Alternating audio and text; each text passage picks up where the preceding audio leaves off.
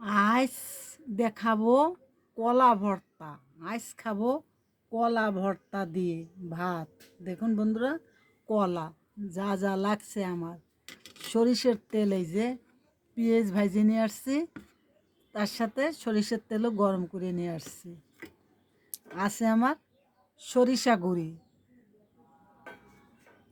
আছে আমার শুকনো লঙ্কা, আছে লেবু, আছে টমেটো কুচি, আছে পেঁয়াজ কুচি, আছে আমার জিরে ভাজা গুঁড়ি।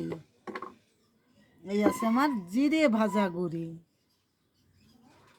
দেখুন আমি কলাটা মাখাবো। মরিচগুলো এই যে চাইলে নিচ্ছি।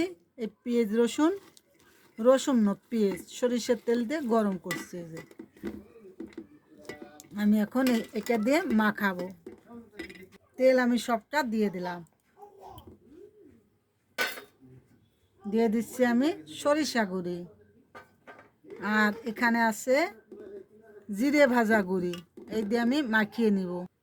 কলাটা একদম মিহি করে মাখার কোনো প্রয়োজন নেই। একটু শক্ত শক্ত দলা দলা থাকলে গালে ভাত মাখায় নিলে গালে পড়লে অনেক সুন্দর লাগে খেতে। এভাবে আমরা মাখাই।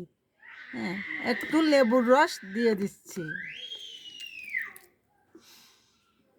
আর আমি সোবাটা রাখিছি, আমি পরে বাটবো, বেটে খাবো। এই যে আমার কলা মাখাটা হয়ে গেছে। ভালো লাগলে আমাকে লাইক কমেন্ট শেয়ার দিবেন। ধন্যবাদ। একবার এইভাবে মাখিয়ে খেয়ে দেখেন, অনেক সুন্দর লাগে। একটু এই যে এরকম শক্ত শক্ত থাকলে অনেক সুন্দর লাগে খেতে। এই কলার সোবাটা আমি রেখে দিছি, আমি পরে বাটবো। এই সোবাটা তো বাটবো পরে, এখন আর বাটতে পারছি না, সময় হচ্ছে না।